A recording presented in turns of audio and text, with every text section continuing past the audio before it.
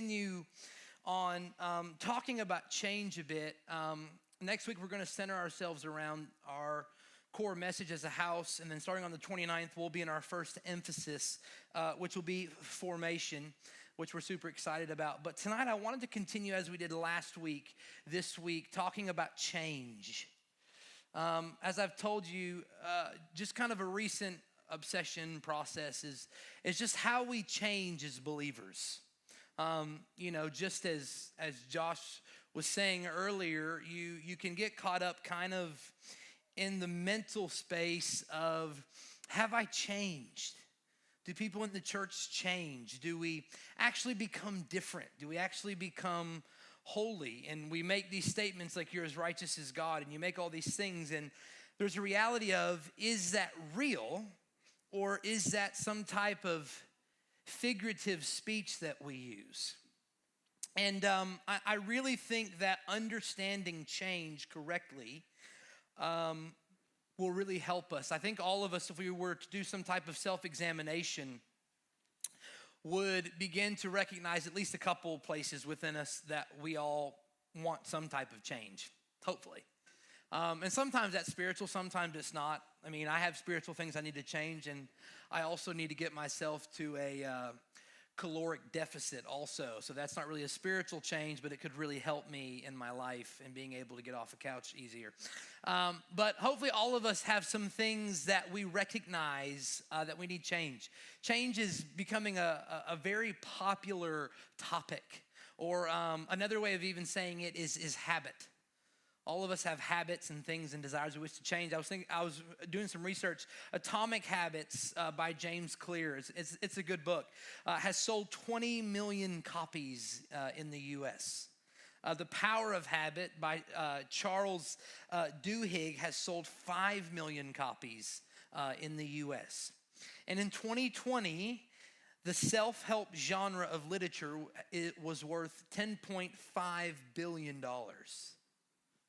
Self-help books, change books, habit books, that's all becoming extremely popular because we want to change, right? We want to understand how we change. We want some gratitude when we change.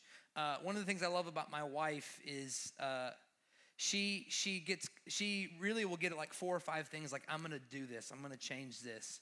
And then after a couple of days, if I haven't noticed that she's changed, she'll kind of go, I haven't done that in a week, as if to say, like, I don't know if you noticed or not, but I'm really different now. And I have to go, wow, that's incredible. She's like, I know. I didn't know if you noticed. She wants this, like, hey, do you notice that there's active change happening in me? I think all of us have, different things. The issue most of us are facing, I think, is that most of us, whether spiritual or non-spiritual, are using kind of a law base to change. Most of us have grown up in legalism and religion, and even if you haven't, most of us kind of have used the example of the law on how to change. How does that example look?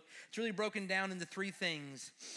Most of the time, especially for Christians, the way we believe we change is that we have an awareness of what's good and what's bad. We become aware of the godly things and the bad things. Second, we acknowledge out of those things what truly is evil. And then third, we shame ourselves for what is bad, and we hope that somehow turns into bodily change. So I examine myself. I examine the things that are wrong with me, whether they're physical or mental. I think about all the things that, and everyone probably has this moment of if you're at dinner or lunch with someone and you're thinking, if they knew what I was thinking in my head, they would never talk to me again. You know what I mean? We all have those things, and so we examine those things. We get in our kind of time with the Lord, whatever it is, and we first we practice this form of confession where we go, hey, like, I know I'm awful. I know this is awful. Everything about everything is awful. And then we kind of present ourselves to the Lord and we go, and I'm so bad, and I'm so awful, and I'm so sorry, and I'm so this, and I'm so that. And I promise you that I'm going to change. And then we hope that somehow grants us enough genie dust to maybe wake up the next day and change. We do it outside of the spiritual world. How many people actually start a diet or something because you woke up and looked at yourself in the mirror naked and thought, I hate everything about this. You ever wake up in the morning, you're looking and you're thinking, what's wrong with you? And you're thinking, today, things are going to change. And then that night you go, Dairy Queen closes at 10, and I could probably make it if I leave right now, right? So we have this idea, we use shame oftentimes as our process because that's what the law taught us. If you're a Christian and you read the Old Testament, you kind of look through the Levitical order, the process is this is good, this is bad, you're bad, and this is good, and you can't be this. And so we've brought that into every aspect of our own lives, every aspect. And it's funny because a lot of these books, Atomic Habits, The Power of Habit, The Power of Change, these books are built around not examining what you can't do, but realizing what's available to you and working into that. They're using a spiritual model without being spiritual. And this thing I think oftentimes has plagued us. And I think like if we were to break down the culprit and really kind of shed back the layers of the onion, I think we would realize that most of us try to change through our bodies first. Most of us do things with our bodies first to change. If you're a young man and you struggle with masturbation, what you do first is you just try not to do it. It's not about what's going on in your head. You just like, I'm just gonna sleep with my door open and just wear a chastity belt, right? Like I'm just gonna not do anything. If you have a girlfriend and you're a Christian, like you don't get alone, right? And so you're using kind of all the functions around you. Everything is bodily, but the reality and what the New Testament and the epistles teach us is that change comes from the spirit and the mind affecting the body, not vice versa. Most people will tell you if you want to create a healthy diet, you can't do that by picking something you're going to do for a little bit and then going back. You have to change the way in which you think about food. You have to change the way in how you see what goes into your body. One of the things that a lot of like dietitians will tell you is to listen to your body. If you eat this, how does it make you feel? Because if you get the runs, it's not good for you. You know what I mean? If you eat half a loaf of bread and you're swollen, you've got a gluten allergy. And, there's all these different things that if you listen to your body, you'll discover, but it starts internal. It's an internal thing. And we have to learn how to change the way, and obviously, Paul breaks this down so easily, but we have to learn to change the way we think by connecting again with our spirit to affect our body, which in turn brings change to the entire soul. And that's hard. I can tell by your faces you already don't like where we're headed. And I think in order to understand how we change spirit first, not bodily, we have to become aware, and this is hard for us, is most of us believe that biblical spiritual change, the orientation of our change, is based simply on decision making. If we were to break down what spiritual change is, all we would say is that to become like Jesus means that I simply make better decisions or I have better habits. I think that making better decisions goes along with that, but it's much deeper. It's much deeper than having good habits. It's much deeper than making the right choice versus the wrong choice.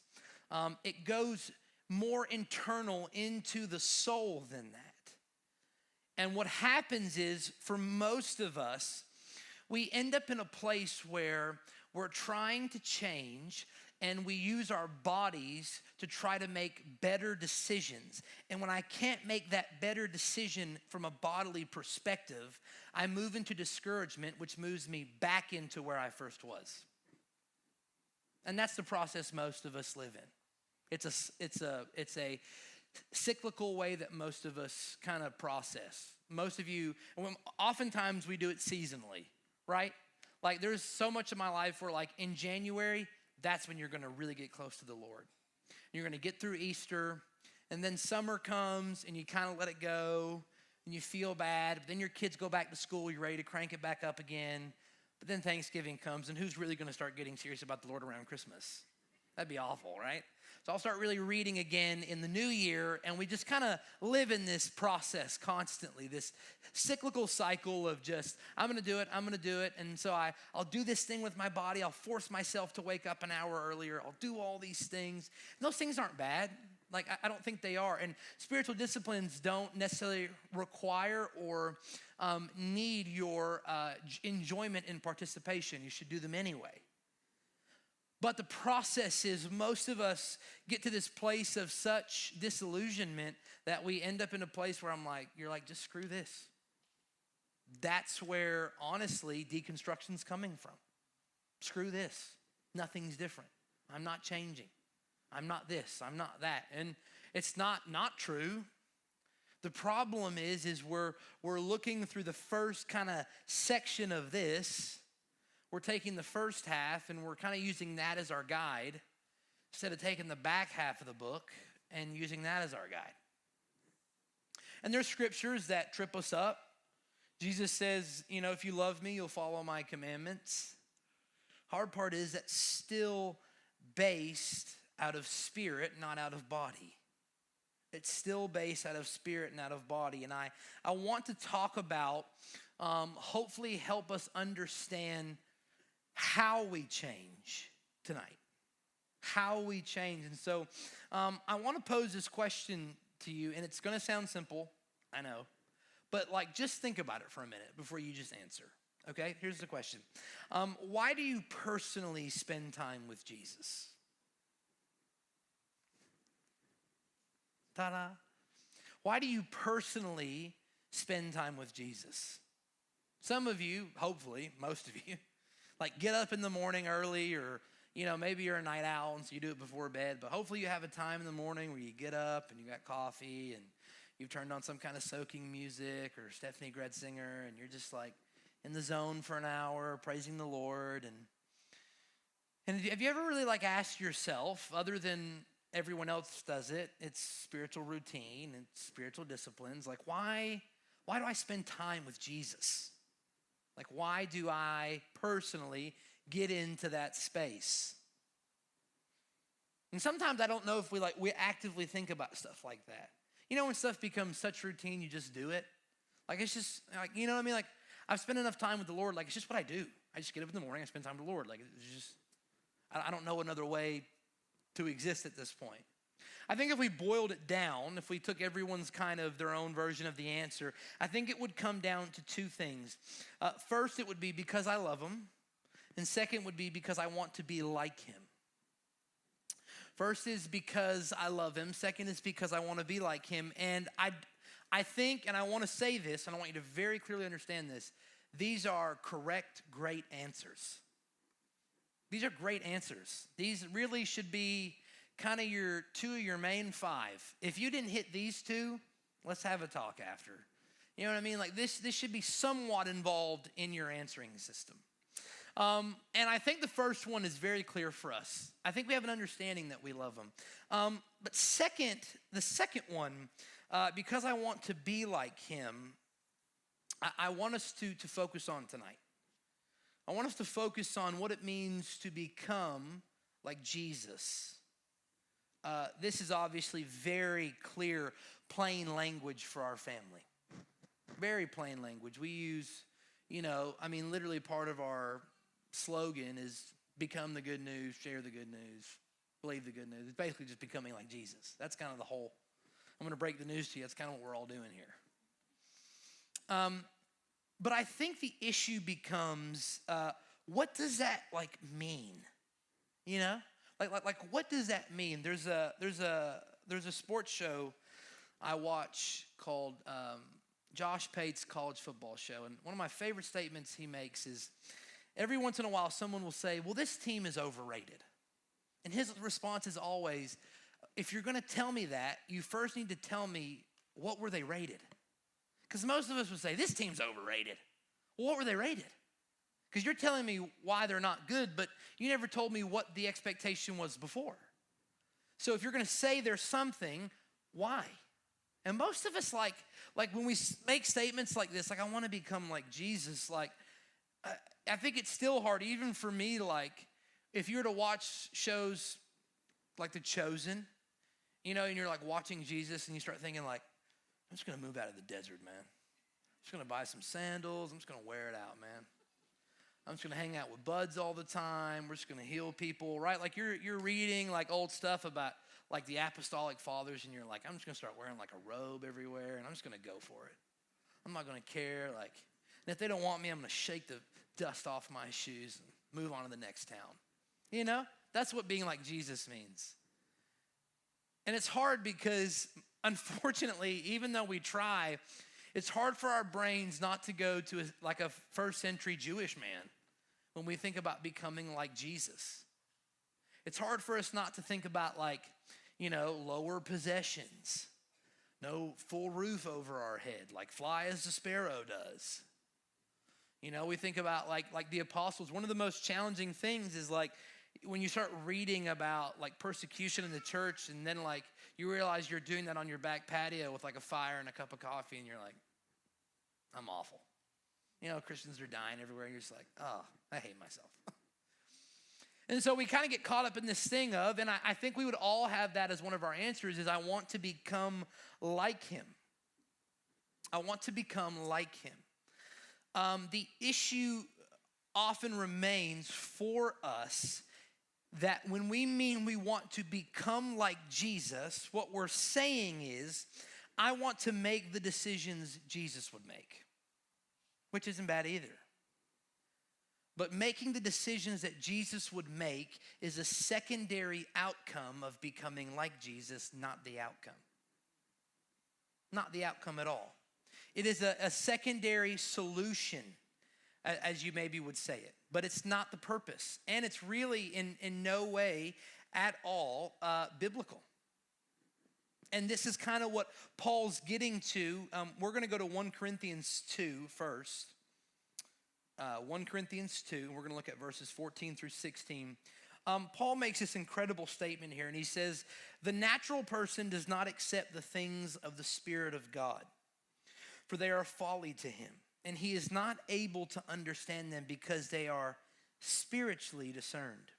The spiritual person judges all things, but is himself to be judged by no one.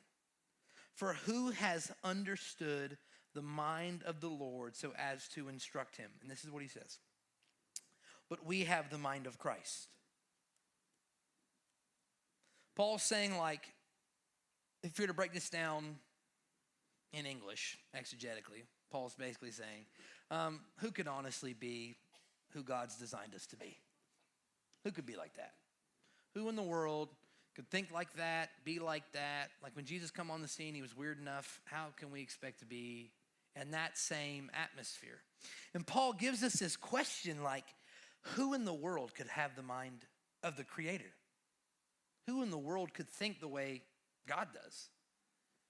And Paul goes, but we have the mind of Christ. But we have the mind of Christ. And this is, I want to tell you, I believe this is one of the most crucial truths to our formation. I really want you to understand this statement. Let it get deep into you, deep into your heart, deep into your mind. Let it make the 12-inch journey. And it's this, that our being transformed into Jesus is about our nature becoming his nature. Transformation into Jesus is about our nature becoming his nature. That includes decision making. That includes habit forming. All those things. But it goes way, way, way, way, way deeper than that. If we were to look at the definition of nature, Webster's would define it like this: is the inherent character or basic constitution of a person or thing. And constitution, if you were to break it down, is structures, thoughts, ways. So the inherent character or basic constitution of a person or thing. And so what's happening is spiritual formation is the journey of me taking on the inherent character of Jesus. There's this weird thing when you have kids, and I just have a baby, but you can see it all the way through, is you could do nothing to make your kids like you, and somehow they're just like you. You know what I mean? You could spend a little bit of time with them, doesn't matter.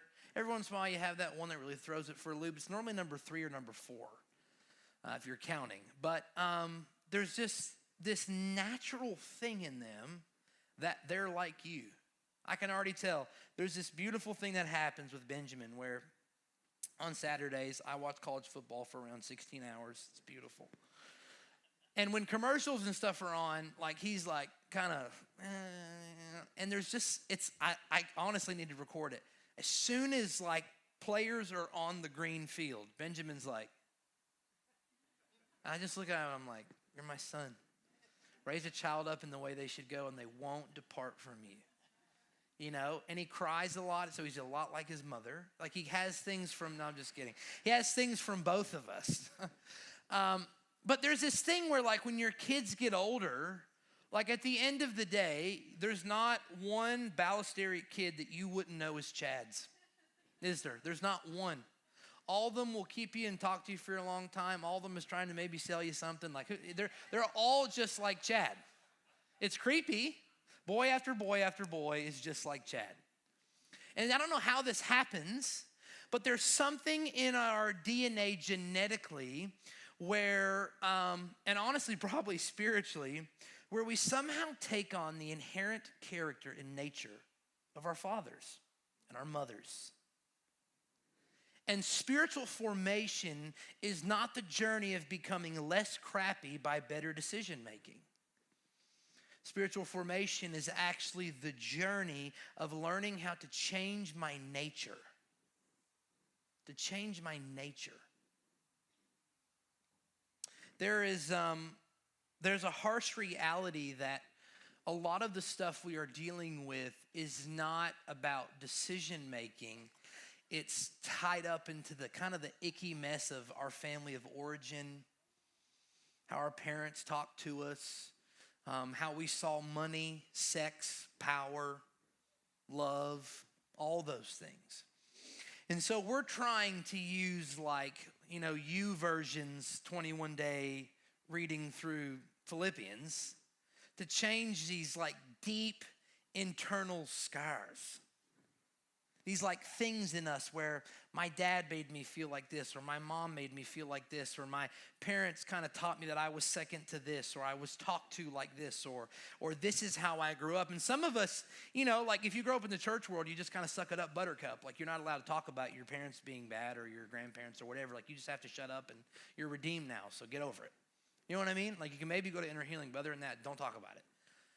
And so we end up in this place of externally like, no, I'm good. Everything's good. And like behind like your face, there's like this screaming person, right?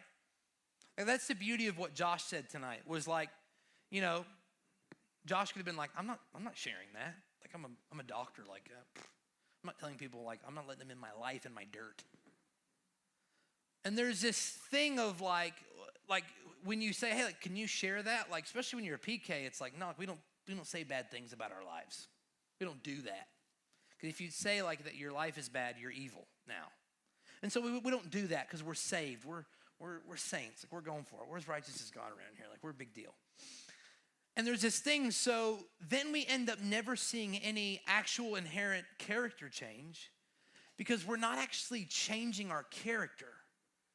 We're covering up our scars and we're using like daily planners to hopefully make enough good decisions that by supper, maybe you've earned like that ice cream and you can go to bed and feel good. And this is what's happening with Christian change. Is we're just like, we're trying to focus so hard on just being different, on just being different, on just being different. Instead of maybe the reality that I actually am different. Maybe I have a different mind. Maybe I have a different way of seeing existence. There are two, I was thinking about this when I was back there getting ready tonight. There are two ways in which you can see every situation and circumstance, right? So there's the way of seeing this week and next week as a crazy week for me. I have to get passports ready and birth certificates and marriage certificates. I've got to drive 27 hours, cross the border, go to a different country with a 6-month-old, do all that traveling, come back. I've got to open up a brand new building and preach and all these different things. And that's one reality of existence, and it's true. Then there's another one where I can remember our first service in January of 2021, stepping into that nasty, musky old building. And I remember sitting on the floor near the stage. Me and Brian were sitting on the floor talking after fixing chairs and getting up, and there's like a residue on your jeans where it's probably where COVID started. And so you're just like trying to just do whatever you can to like not live in that. And then you have to go to the bathroom where they make, drugs probably or something. I don't know. Some kind of wild animal lives in there maybe.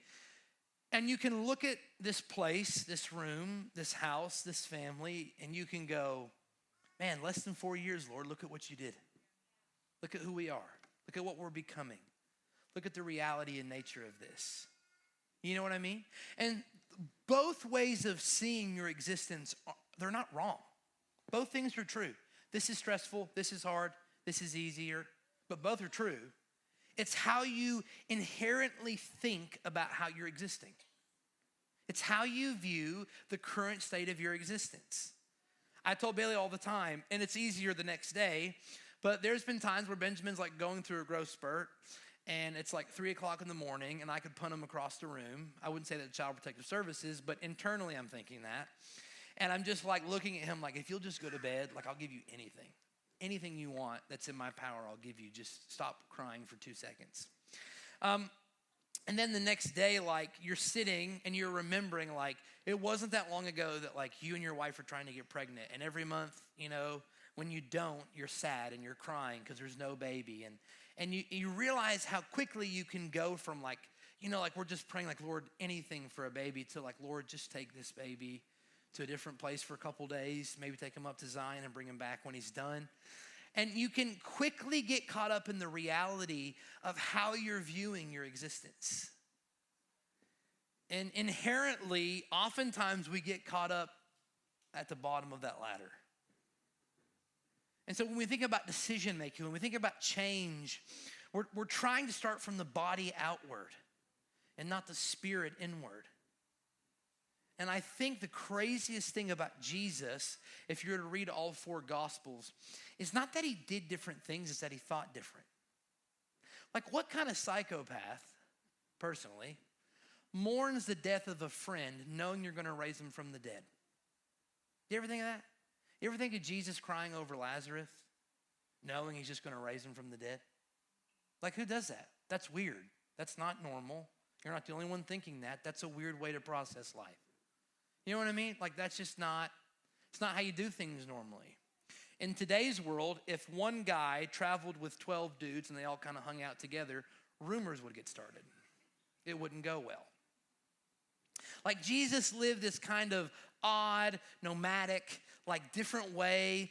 And that's weird, but it's more like how he saw everything. Like they needed to pay taxes. Jesus says, go fishing.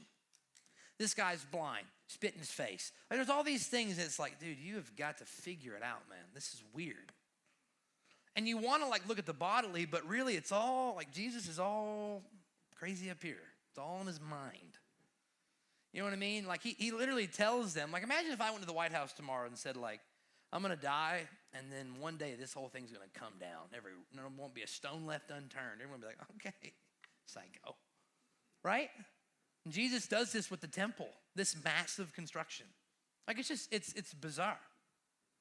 And it's not just a bodily thing. There's something about like his brain that just sees things differently. His character's differently. His nature's differently. It's the way he sees the world. And I think that what we have to realize is that we are not simply learning how to make good decisions, rather living from a place where holiness, righteousness, peace, and love are the instinctual nature of our being.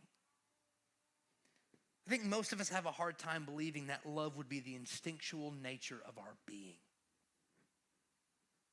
I do. When LSU almost lost that game yesterday to South Carolina, love was not the instinctual nature of my being. Anger, pain, frustration. I was about to have the same testimony as Josh was if we'd have lost that game yesterday. I mean, just would have went bad for me. I was mad. Right? Like there's these moments where you're like, oh, like and like I'm trying to talk myself through a game like, hey, like you still love the Lord, you still have a kid, like just choose peace today. And then we'll turn the ball over and I'm like, I hate everything. I could burn this whole house down right now. Right? You're like, okay, just calm it down. And this is just kind of like how you process, like how I'm processing my thoughts. And there's this weird moment where like, can I actually get to a place where the inherent character, my inherent character is love, peace, righteousness, joy? And Paul says it is. C.S. Lewis in his book Mere Christianity says this, that putting on Christ is not one among many jobs a Christian has to do. And it is not a sort of special exercise for the top class. It is the whole of Christianity. Christianity offers nothing else at all. Christianity offers us nothing but becoming like the Christ. It's beautiful. A.W. Tozer goes on to say this. He says, when I understand that everything happening to me is to make me more Christ-like, it resolves a great deal of anxiety.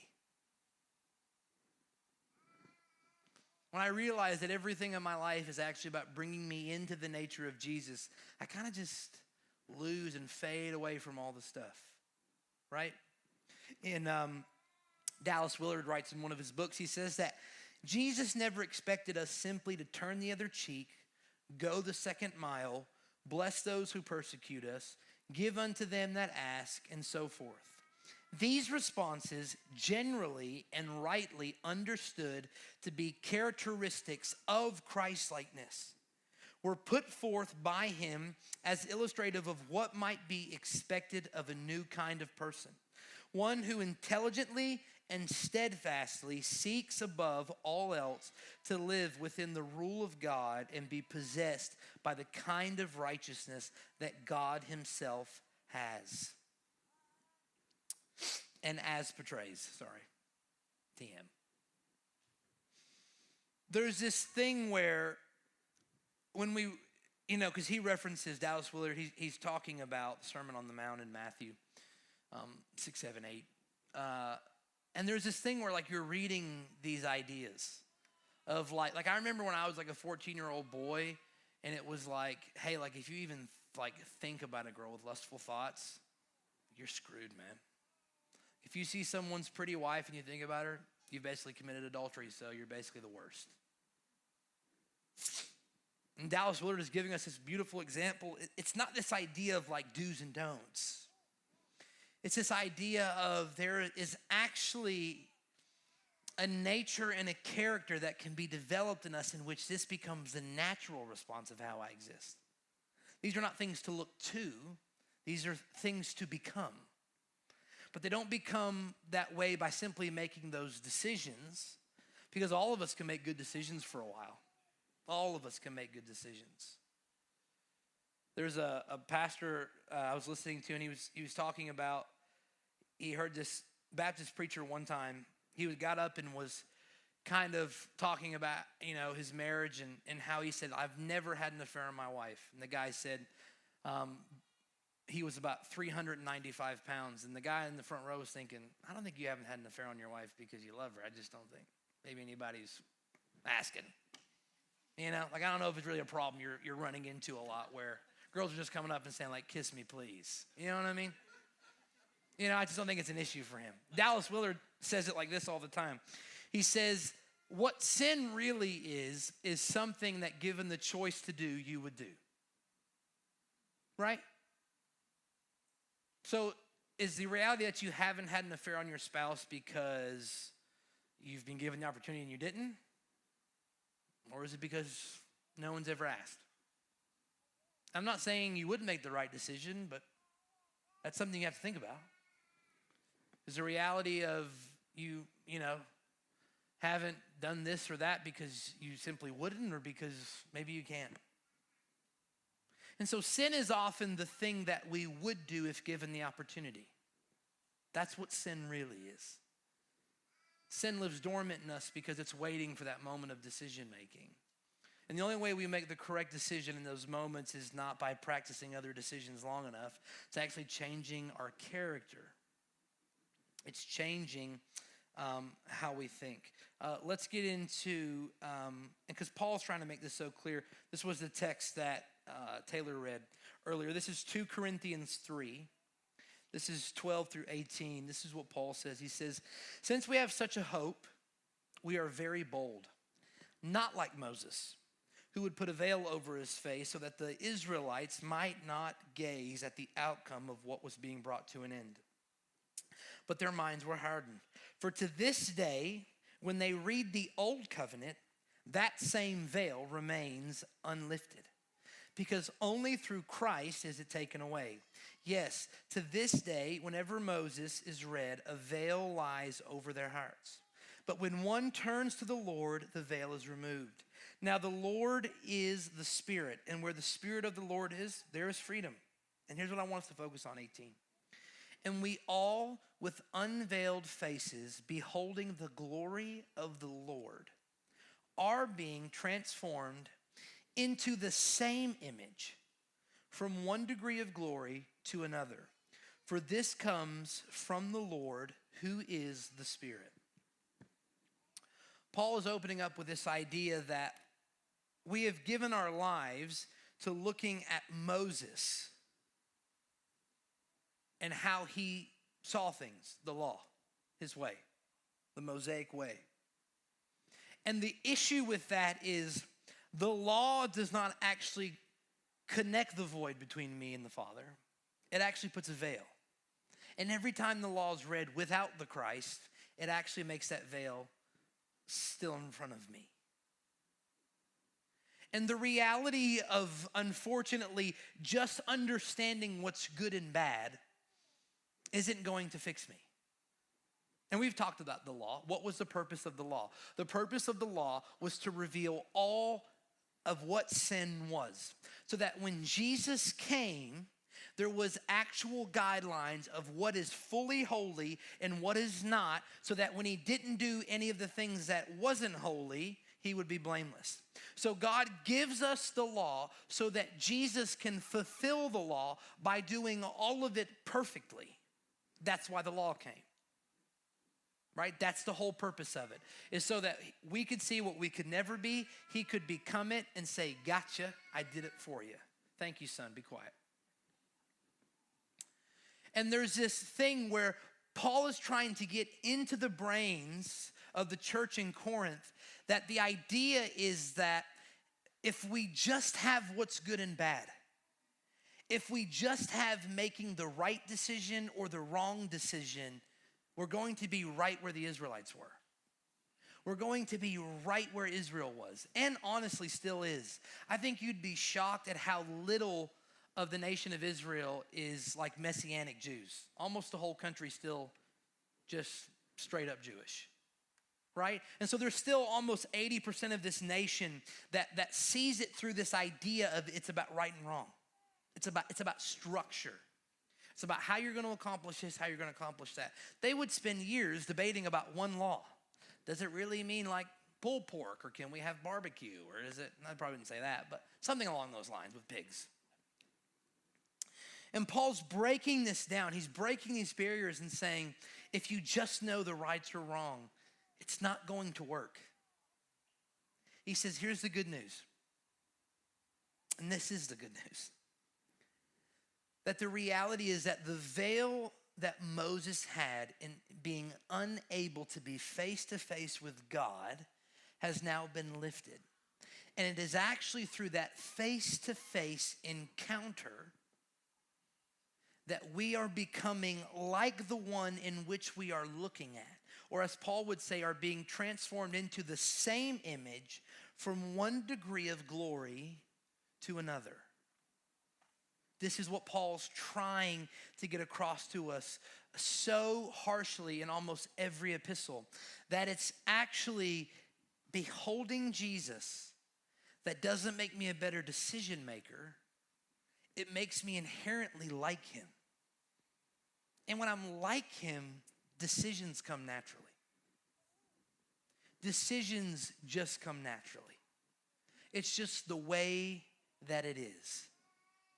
I don't think about it. I don't process. I don't have to go and pray about it. I just do the instinctually right thing. Not as a first or second century Jewish man.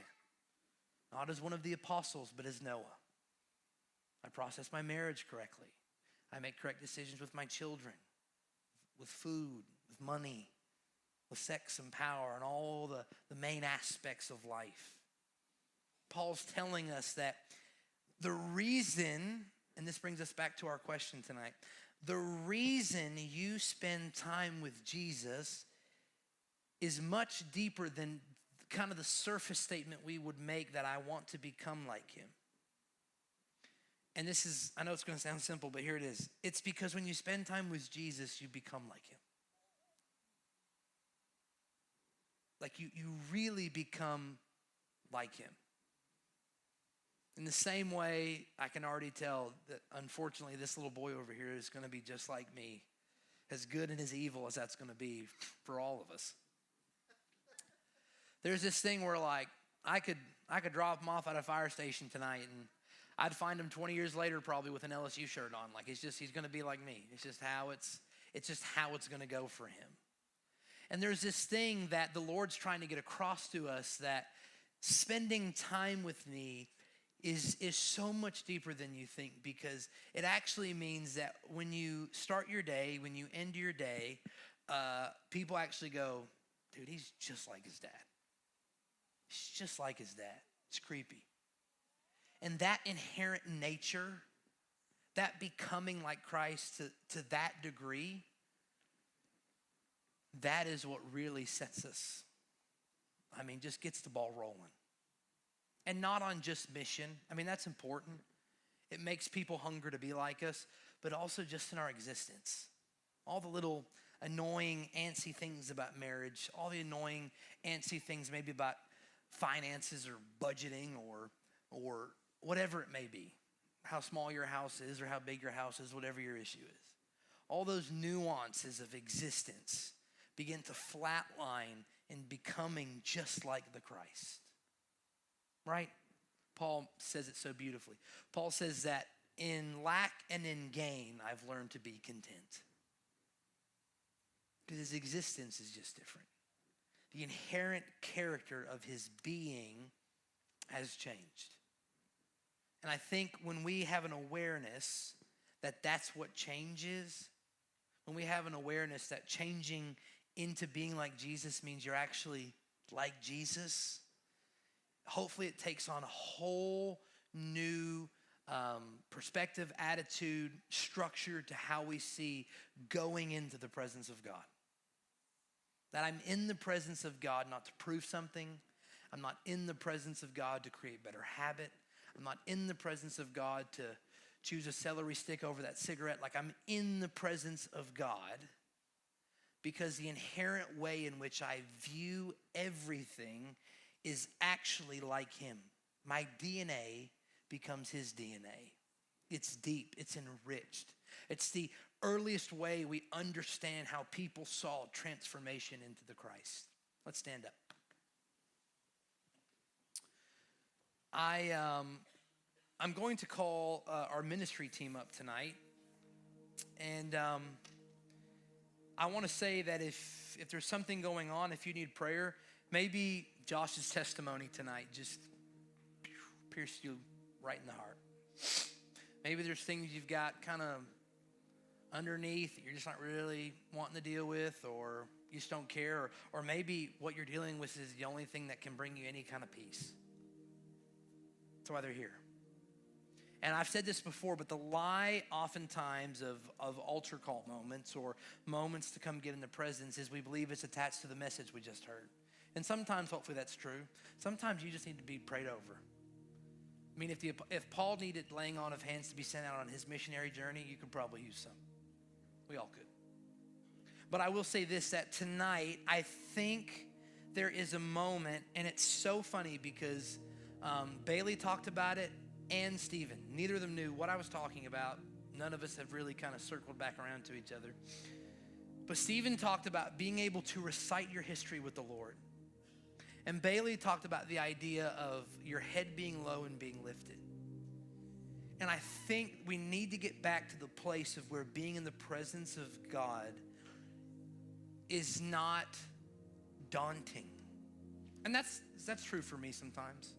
There's mornings where I wake up and I got this going on, it can feel daunting. I do it, but it's like, I just need to get this out. Right? Or you're on it's a travel day or something's happening and you miss, and you're just the whole day you're thinking like, you piece of, can't believe you missed that. And I think what the Father clearly prophetically wants to do is, I think he wants to lift your head to the reality of the structure of your DNA.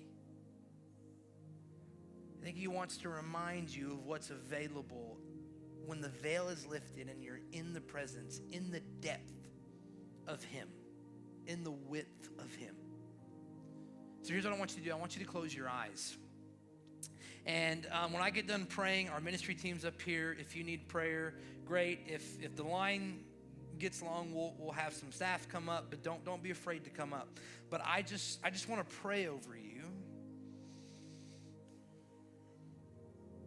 Yeah. I want to pray over you, but first what I want to do is I just want to give it a moment. Before we speedily move on to dinner and everything else, let's just take a moment before I pray. And I just want you to ask yourself and ask the Holy Spirit, do I believe I'm becoming like you? Just take a second.